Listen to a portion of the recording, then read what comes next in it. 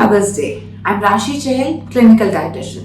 Now, when we talk about nutrition, the first thing that comes in our mind is that we're going to be listening more about carbohydrate, protein, fats. Yes, these are the essential building blocks of a human being or of a well-being of a person.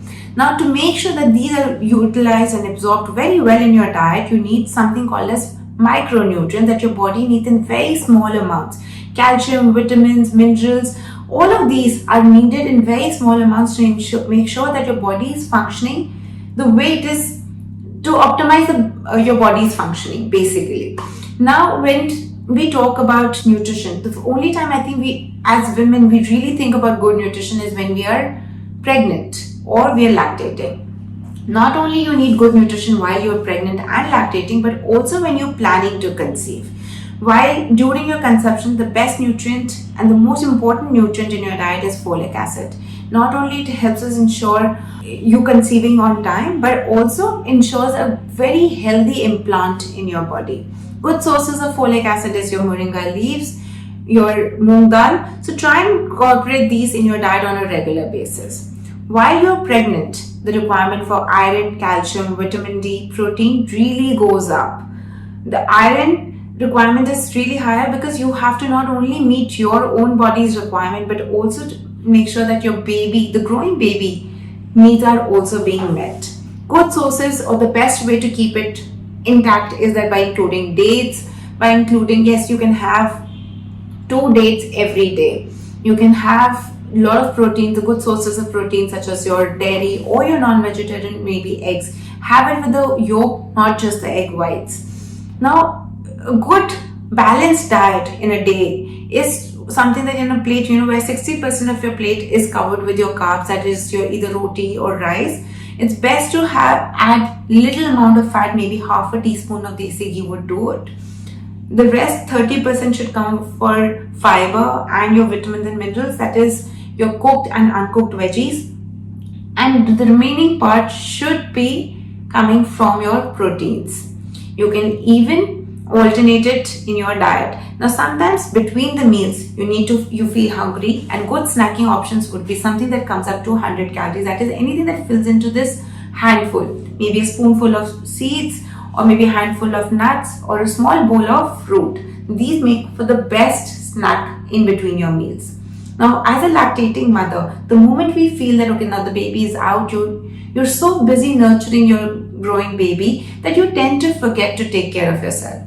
Usually a new mother tends to miss out food or probably skip taking those vitamins and minerals.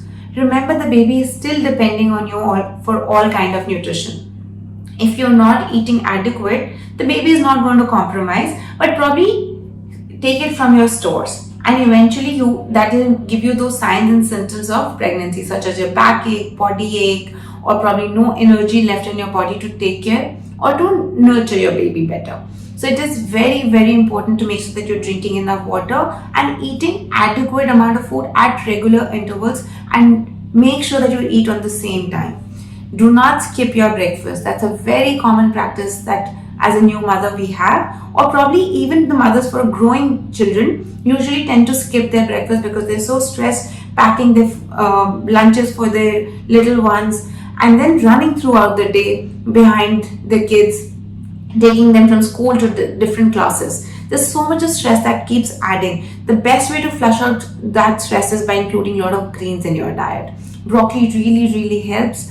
And other good sources of antioxidants such as your fruits, seasonal fruits, vitamin C, they help you enhance your happy hormones. And they just kind of uplift your mood and make sure that you're doing pretty well. Now, when we talk about elderly mothers, when there's a certain time when we tend to start aging. Everybody wants to fight those signs of aging. Collagen is one of the most important and most spoken of ingredient these days in our diet. Well, your body tends to naturally produce a lot of collagen. The moment you relax, the moment you sleep, or you're drinking adequate amount of water, that is you're flushing out toxins from your body is going to produce a lot of collagen naturally. But there are other ways to enhance it. Include a lot of proteins in your diet. So for vegetarians, good sources of protein can be oats, can be broccoli. The quantity wise, it might not have it might not be protein dense in number, but the absorption of these kind of proteins in your diet is really, really good. So that is what makes it much better choices.